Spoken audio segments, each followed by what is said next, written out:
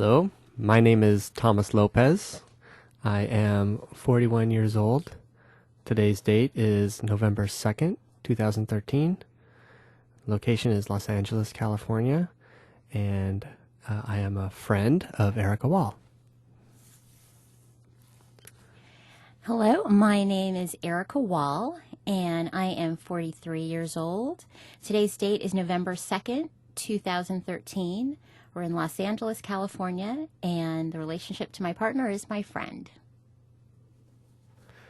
Okay.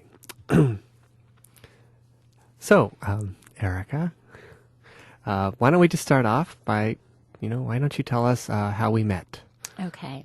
Well, Thomas, you and I met through an organization called Multiracial Americans of Southern California. We'll abbreviate that with MASC. It's a lot easier to say. But I guess we've known each other now for going on 3 years. I joined MASC about 3 years ago. Okay. And I joined MASC because I am a mixed race person. My mom was Filipino. My dad was African American. And growing up, I felt like I wished I had an organization or a group of people like what I found at MASC to support my family, because growing up as a mixed person can be somewhat challenging. Mm-hmm. And it was good to find a group of people that I could talk about my experience with, but most importantly, that I had that support for my children. Much like yourself, you have a family, and I wanted something for my kids that I didn't have, which was to see other people that look like them and had an experience like them. Right, right. So, because MASC has a play group, that we're both parts of, right? So That's right, absolutely. And getting involved in MASC, I also became the parent liaison of the group, which is really exciting to me because, as I said, that was a really important part, I guess, an important thing for me, joining MASC. And the play group is special in that, as I said before, it creates a space for these children with similar experiences to connect, see one another, but also for their parents to connect and talk about some of the experiences that they have in common, some of the challenges that they face. That's what I find most, most inspiring about the group, that it takes away that loneliness you have sometimes being a mixed parent with mixed children. Mm-hmm. And I guess you know what I mean with that, because we're this group that either we assimilate or we celebrate, right? We either assimilate into the group that I guess is more accepting of us or that we look more like, or we celebrate and really associate our identity with either the African-American side, the Latino side, the German side, whatever that is, which when I was growing up, it was about assimilating. Right. My parents were very much just blend in, don't create a lot. And I feel like if my parents had MASC to support them, then let's say, for instance, when I was in kindergarten, I don't have any recollection, but my mom told me that I came home and said I didn't want my dad to take me to school anymore. And it was because he was black, even though I was black or looked black. For some reason, the kids were teasing me, and that was enough. But I think today, if that happened to my child, I'd go straight to the school. I wouldn't have just blended in, but it was a different time. Yeah, and so I feel like MASC has a real role and responsibility to some extent to help families like ours. Yeah. How about you? Yeah, similar story. I like to say it's no longer either or. It's both and. It's trying to celebrate all of the above. All of who we are. I've read studies where they said that children who are able to identify with all of who they are with both of their parents, that they're more successful. Because, imagine, trying to pick one race if you're from more than one. It's like trying to pick one parent over another. It's not a simple, thing of just trying to stick with one group. No, it's all of who you are. Exactly. And so that's what always, drew me to MASC and the whole movement and whatnot. Is, to to be able to identify with all of who you are. So Yeah, and it's funny. I think a lot of us, I find in MASC, a lot of us kind of come out of our shell or come out when we're in college, and by then you've experienced so much that if you if your parents had, like if my parents were able to, instead of the the tagline was like, "But you're special, sweetheart. You have the best of everything." It's like, unfortunately, the world doesn't see it that way. Yeah. And African Americans aren't treated the same way. So there was a certain part that wasn't so great. And, I think that we have an opportunity now to really empower our kids. Yeah. Because I think with this identity crisis that we have, I should say that I had, it was a struggle. It was like, you want to be, and it was so funny because like, your white friends accept you, but you're not like the other black kids. But actually, I'm black and Filipino, so do I not identify with the Filipino? Oh, wait a minute. No, my mom said I am. Okay, so I'll do the Filipino thing. It's just like, it was like this completely mind-blowing experience without any direction. Yeah. And it becomes, you suddenly want to go into this shell and just, again, you just want to assimilate and blend in to the point where, you're in college and suddenly you're like, people are telling you these like new ideas about being mixed and celebrating things. And you're like, really? All this time? Where were you? And it's kind of like you're on your own unless you find other people who are experiencing the same thing. Yeah, that's exactly how it happened for me too. It wasn't really, I always sort of knew I was mixed growing up. We would like ask each other, what's your race or your background? And I would, list off, all that I could think of, but I didn't really understand what it meant for me until I got to college, and then I really discovered this whole other identity that I had that was really very different from other people. Right. And I keep thinking, why did I have to wait till college for this to happen? And that's such a similar story. I've heard so many other people say similar things. It's interesting. It's funny. We were talking about this a little bit a while ago, but to what extent do you think your experience was impacted by people's response to who you were or what they saw versus what your actual experience is? Well, I think, growing up, your experience is just what you are. It's especially when you're younger, your family, that's just your family experience. That's just how your family is. It seems very normal. It's very normalized. Okay. You don't know that you're any different. That's just your family. Right. And it's not really till you get older and you get out of that immediate family circle, and you start interacting with people and say, oh, this is how I grew up. This is what happened in my life. And people look at you like, really? That's strange. I never heard of that, Right. That, it's not normal. It's not normal all normal. of a sudden. You don't have the, I guess what was our norm back then? Leave it to Beaver, the Brady Bunch sort of thing. Yeah. It's like that is totally strange to me. And that's how I felt. I felt like a lot of what I was feeling, the challenges were how I had to respond to other people. Like, well, Erica, you don't talk like other black people I know. Your hair's not the same as other black people I know. Or, and it's just like, and then I'm like, well, is that good? Or is that bad? Or is it, and you begin to realize that what I found was it wasn't my choice anymore. It was what people chose to put me in. Like, you look like you're black, Erica. You should probably hang out with them. Or you talk like this, but your hair is this way, but you're not quite. So you're one of us, but not really. And I think it's dealing with that. Again, that kind of brings it full circle. I was like, I don't want my kids to have to go through this. I mean, it's like, so they're not going to be able to like work their way through this. I mean, growing up, all my friends were white. I was always the only African American or child of color in the school. But as I got older, I realized that, my mom's family played a really large part in my life. So then suddenly I was like in the Filipino dance group. But then after that, in college, I joined a black sorority. And then, it's just like, it's crazy. And it's like you just go through this identity crisis that seems like it could easily have been avoided and been less complicated if you had a support group of other people who could. And the funny thing about it is suddenly you realize there's a bunch of us. Yeah. Well, yeah. Right? Like, especially here in Southern California. Exactly. I guess that's a big thing. But I guess for your children, like how do you help them through this. And I guess we also have in common that we have adopted children we have transracial adoption in our family, as well as two children who are biological. Right. So, gosh, how am I helping I don't know if my kids again do they realize need help? it. I guess do they even need Well, help? I don't know. I don't want to say that. Because like I said, it's sort of normalized until they get out. You know what I mean? So it's like I'm trying to set up something now.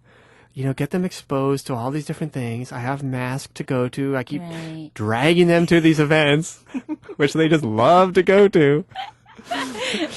And I'm just hoping to lay some sort of foundation so when they do head out the door, they don't have the same experience or the culture shock or whatever you call it, that they'll be able to manage it a little bit better than I did, So. Yeah, because it's funny, because I when I talk to other parents, I always feel like, I ask myself, like, it's kind of a catch-22. Am I like creating an armor for them? It's like they get ready to fight, or am I just creating this foundation so that they feel like it's not a big deal? But I keep coming back to race is a big deal. Like, it is a big deal in our country. And so I want them to be prepared, but I don't want them to have this cloud hanging over their head that they feel like they need to deal with. I still haven't found a solution to that, but I think that's been a real challenge as a parent, because I still feel it as a parent. So. Yeah. So let's talk a little bit about, our adoption experiences. Yeah. So we both transracially adopted. Yeah. Although I kind of wonder, in your situation, do you really consider it transracial adoption? Yeah. Can you tell us why adoption and then why transracial adoption? Okay. How did that come about? I guess it's funny because, my husband is white. I'm African American and Filipino. My transracially adopted child, his birth parents are black. His dad is black and his mom is white. And we adopted because I thought that I couldn't. Well, I was told that it would be very difficult. And so what we did was we decided to go through adoption process simultaneously, and also go through fertility, and whatever took first would be. Oh, okay. And what turned out was, I think I maybe had been, trying to get pregnant through fertility process and help for probably about a month, and then we got a call. Interesting thing.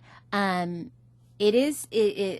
process, how ours worked, which is an open adoption through a private agency. You basically create a birth letter for all these moms, and they choose, right? Okay. So before we'd even finished our paperwork, really, and done all of our home studies, we got approached with available African American children.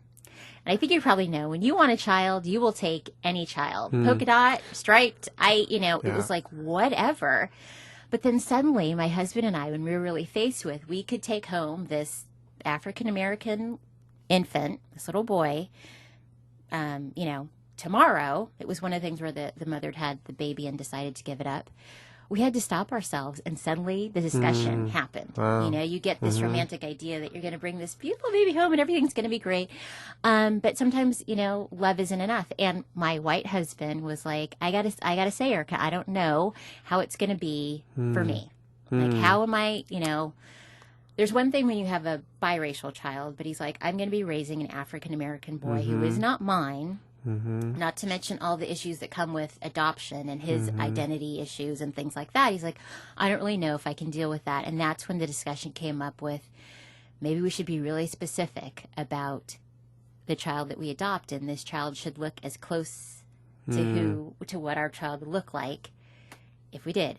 And so we changed everything. We were very specific with, the child could be Filipino, could be African American Filipino, could be black and white, or some mixture. But we couldn't just do, we weren't ready to deal with the dynamics of a child that looks so incredibly different from us. But ironically, the child that I gave birth to 9 months ago looks as white as could possibly be. And I have been asked if I was the nanny at least 5 times since he's been born. He has platinum blonde hair and greenish brown eyes. And so you just never know. There's no predicting There's that sort no of thing, is there? predicting. No, wow. So it's a weird world. So sometimes I think these situations kind of choose you. How about you? So our story was similar to yours. We had two miscarriages. Between those two miscarriages, we had a minor miracle in the birth of our daughter. But after the second one, we were basically told that we couldn't have any more children. So, then we started looking at all the different options out there, like fertility treatments and things like that. But then we thought, like when God closes a door, he opens a window kind of a thing. He's like, maybe this is a sign. And so we started thinking, all right, let's make the most of, a kind of a bad situation. And so we started thinking about adoption. And then when we were looking at adoption, we were also looking at some of the finances involved too. It could be very expensive, especially international adoption, a lot of the travel, etc. So then we thought, well, if you adopt through the county, it's next to nothing except for your time. It's almost totally free. So, all right. And plus we thought we'd be doing something really good at the process. So that kind of led us toward adoption in general. Right. And so, as part of that process, they give you a form to fill out, amongst the many thousand other forms. Right. But one of them is, what you're looking for in a child. And you can mark down all kinds of things like the age of the child, the gender of the child, but you can also, like what kind of disabilities, are you willing to take, whatever. And also what racial or ethnic background you're willing to take. And, like anything, the more specific you are, the longer it's going to take to find a match. They're not looking to just dump kids on people because they want these families to be successful just like you want your family to be successful. So they're not just going to dump a kid on you. So if you get too specific, then, it takes longer, while if you're broader. So, we marked out various things. We wanted a baby, we wanted a boy since we already had a girl. And when we thought about race, we thought, okay, well, we're going to put down white and Hispanic because I'm mixed white and Hispanic and my wife is Hispanic. So we thought, all right, that's what we know. That's what we are. That would just be easiest for everybody, And so, then we got a phone call, but then they found some grandmother to take the baby. And they're like, oh, we missed that one. Okay. Because you got to make a decision right away, too. They're like, you need a choice in 5 minutes. Are you going to come, take this baby? I mean, anyway, it's kind of like that. Not entirely like that, but it's kind of like that. And then we got this other phone call when our son was available. And actually, there was another couple that they considered first who changed their mind, I guess, about adoption in general at the last minute. So then they called us. They said, but we have to tell you, the child's half black and half white and part Native American too. And we're like, okay, well, let's just, take a look. Let's just see how it goes. And I mean, when we got there and we saw him and we heard his story, then all of a sudden all that just didn't mean diddly.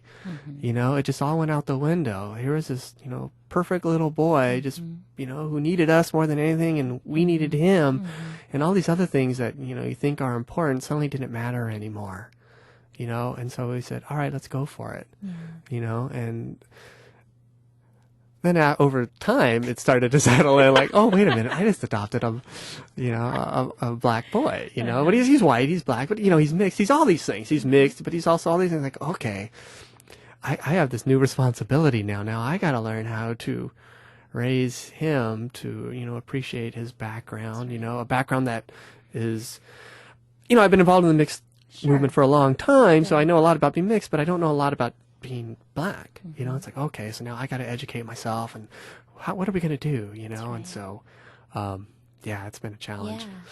It is, that's interesting. I was reading some articles, to kind of prepare myself too, and it's funny that you should say, helping your child to basically celebrate or appreciate their background means that you have to educate yourself, especially if it's not your own experience. And I think that that's probably a big challenge, again, which is great that we have an organization like MASC. Right. But, and we do have families that have to educate themselves on the quote-unquote black experience as it's understood, but everybody's experience is so different. So it's that empowering your child to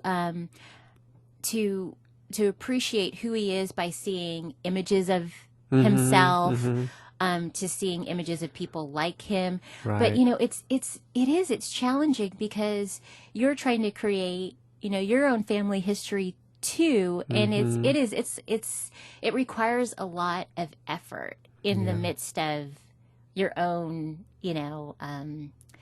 I guess your own, because I have to say, like, I do have issues around my child, which is crazy. He looks white. Now, of course, I love this child. I mean, but it's truly, I didn't anticipate my child looking the way he does. Right. And so I have more issues with my biological child than I do my adopted child because in terms of reactions by friends, by family, by strangers.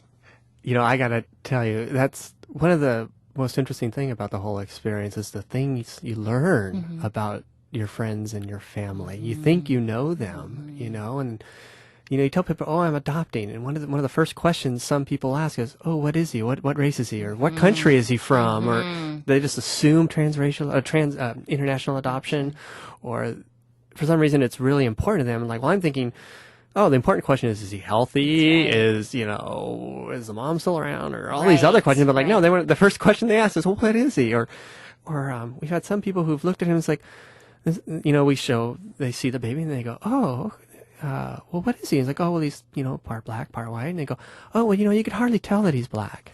It's like, oh, what did you, how should I react to this? These are like good friends of ours, people we see, at church all the time. And it's like, what does that mean? How should I take that? How should I respond to that? It's like, man. It is. It's a sad commentary. I think. I mean, race still does matter, and what you're mixed with matters. I hate to be so crass about it, but it's like there are a lot of mixed people or mixed couples. I mean, we know this, who don't even identify. I have a lot of friends who the husband is white, the wife is Asian, and they're like, "What do you mean mixed? We're not mixed." Okay, I didn't know Asian was the new white. I mean, it's like, but it's kind of, and I feel and a lot of it is how you look. My son, the one that looks white, will not have to, if he didn't want to. And I'm not saying, it's not a question of passing or not passing as white, but his brother does not have a choice. Like he looks like he is, definitely he's mixed, but he looks like he is African American or some part of him is, whereas the other one doesn't. And is he going to struggle with his mom and his brother? And I know that they will be treated differently in a lot of cases. And, I think to a certain degree, I think the world, I shouldn't generalize, but like people are more offended by people that look white that are black trying to pass as white than black people who, what I mean? It's just, it's like, it's crazy. But I hate that I have to worry about that. Yeah. For my children. Yeah. And I guess that's really my biggest concern, that there is a part of our society that still has a distinct issue, problem with people being of mixed race or races coming together. And to me, the irony is that we all say this all the time, but we're all one race and we're all mixed to some extent. I mean, years ago, biologically speaking, there's only one race, the human race. Exactly. And that, before, I mean, it would to be Italian was a problem, I mean, and to be Irish, I mean, but now it's completely different, and it's just it's funny that it comes down to the pigment of our skin, or that people will try and comfort you by saying that the child doesn't look black, or and I've had the same thing said to me, oh well, he doesn't look black. Again, is that good or bad? Like, and obviously we know where that's coming from, but I can even see it now, and I fear that for my other child, that when they see the one that looks white, oh my God, he's so, it's like, this one's pretty good looking too, it's like, it's not, but it is, it definitely, I will see it being an issue. I don't want it to, and I try, but I feel like that's the disservice, and not maliciously, that my parents did for me by not helping me to acknowledge, or not talking about the race in the house. It was more that, if you just, everything will be, my mom was a devout Catholic, so God made it this way, and everything is supposed to be as it's supposed to be, and, if people say things, you don't worry about it. I just don't think that that's the sort of resolution that, Yeah. Well, it's kind of funny, like, I have an older brother and a younger sister, and I think there's a fairly strong family resemblance between the three of us. We're all, generally speaking, kind of light-skinned. But we have very different identities, I think. Of the three of us, I'm the one that makes a big deal out of this whole issue, while the other ones are sort of like, yeah, why are you talking about this all the time? They don't quite, I don't know. And I think it's interesting that three siblings, from the same family could have very different identities or experiences, and there's this, really great thing put out by Maria Root many years ago, the Bill of Rights for Racially Mixed People. And I remember one of those tenets, one of those items really stood out to me. It was like, I have the right to identify differently from my siblings, and I can see that definitely happening to some level with your children, when they get older. Yeah, absolutely. And it's funny because, growing up in the same household, you guys were exposed to the same things. But again, I feel like I always feel it's my response to whatever I feel like people's perception of me is. And I think being a mixed person, in my house, we very much, everything we did was with the Filipino side. So it's like from the very beginning, I was always the odd one out. All these petite little Asian women, and then there was me, and it's like, and in a lot of other cultures, pigment of the skin is important. Filipino culture, the lighter you are, the more mestizo you are, the better you are. So it was like, I was already at a disadvantage, but even within that culture, there is an issue. Yeah. And, my mom was really fair. And, so it was just, I think we don't really, it's these really subtle nuances that even as a child you can feel. It doesn't have to be, but again, how do you navigate? How do you get your kids to really feel, to feel confident enough about it? And they pick up really, do your kids talk about race, like without you? Without me prompting them or kind of nudging them toward it? Not really. I mean, my son's still kind of too young, I think. He's only 5 and still in preschool. Yeah. My daughter, a little bit, I don't know if it's completely sunk in, with her. But, yeah, I mean, I feel like I always wonder how soon it starts for different children. Yeah. I mean, we try and encourage our kids to feel really good about. I mean, we do say, "Hey, doesn't the president kind of look like you? Isn't that cool?" But it's funny. After the first election, we were walking out of a supermarket, and this older African American woman stopped us, and she said, "It was actually the day that we vote." She goes, "I voted today because of you." Wow. She pointed at my son.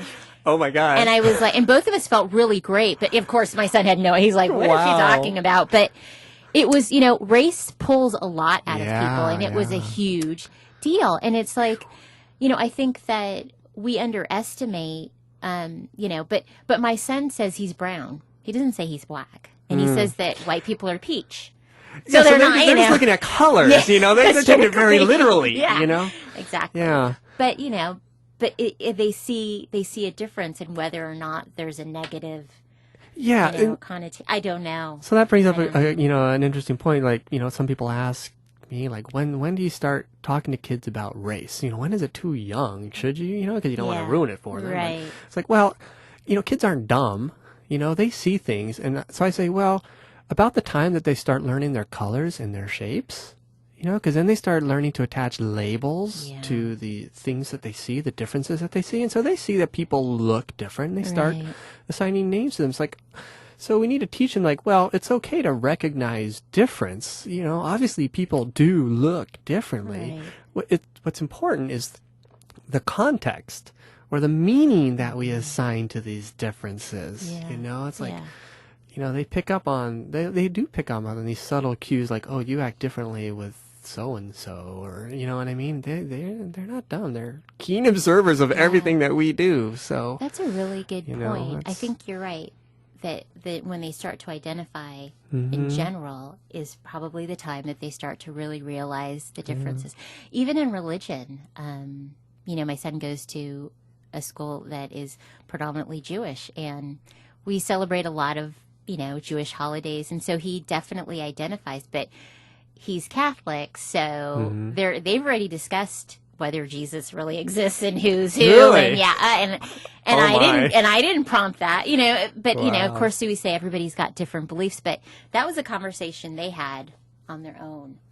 So, I don't know, like, but I mean, I feel good in that there are organizations like ours that bring us together Yeah. where we can talk about it and support each other. Yeah. But really, I mean, I think we have a lot to do. Yeah.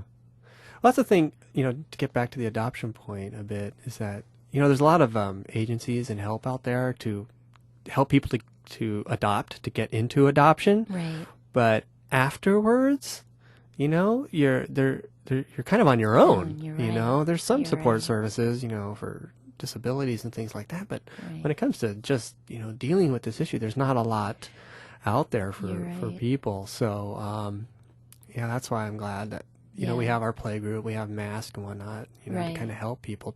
And even though MASC kind of started more about multiracial people and advocating for their rights, especially to on the census and to be able to check off all that they apply and that sort of thing, transracially adoptive families have always kind of been a part of our group. They've always been naturally drawn to this issue. So there's really a lot in common between mixed race people, mixed race family, and the transracially adoptive experience. There's still some things that are unique and different, but there is still a lot of overlap there. So I'm glad that we're able to kind of just bring everybody together, I think that's a really good point, because I guess kind of getting back to our own experiences, it kind of comes full circle as adult when you have your children and you realize, like one of the co-founders, Nancy Brown, and her experience with raising her two daughters, having a place for your family to come and giving us a voice if we need one, or a place somewhere, because I always feel like it's like walking on a fence, and there you can fall on either side, and sometimes the side you fall on you get thrown right back up, but you're always like balancing. Yeah. And it is really difficult because you feel like you're just kind of by yourself, in limbo sort of thing, but again, going back to, I really feel like a lot of it's about perception, because if people see you as looking similar to a certain race, then that's the one they just group you into. Right. And you have not been able to tell your story. You're just kind of like, okay, because everybody wants a place to fit in, and I think sometimes we're just kind of in our own space. So I feel like we've created something for us, but I think we are, we're still in the midst of just really making ourselves not just this group of people, but I guess kind of integrating ourselves and feeling good about it versus just busting the door down and saying, hey, I'm multiracial and I'm proud. I think it's funny, though, being in Southern California, because Southern California is so racially diverse compared to other parts of the country. It's like you can't swing a stick without hitting somebody mixed family out there. But at the same time, it's not like I'm just going to go walking up to some stranger or something, and just start having this conversation. You know what I mean? Right. So it's like, it's nice that we can create a safe space, Yeah. where we can come together and have a conversation like this one. Yeah. I would never have this conversation with I know, anybody it's else. great. I know, it's great. You're right, though. It's a luxury here in Southern California, because not every part of this United States is as tolerant or welcoming, and that's a huge. And as a person in a interracial relationship, I don't think that we would live too many other places in California. We tried living in Boston, and that was difficult. And in the South would not be an option necessarily for us. I don't know. I mean, I can't say for sure. Well, some people make it work, obviously. That's right, so but there are challenges. I think we yeah. have a real luxury to be able to bring us together and talk about what we do and do what we do, and it's just a real honor and a pleasure to be part of MASC and to be your friend and have met you through MASC. I didn't realize we had someone. I didn't even know you were Catholic. I am too. Oh wow! See, we're just like twins. Just look at us. I know, but it's great.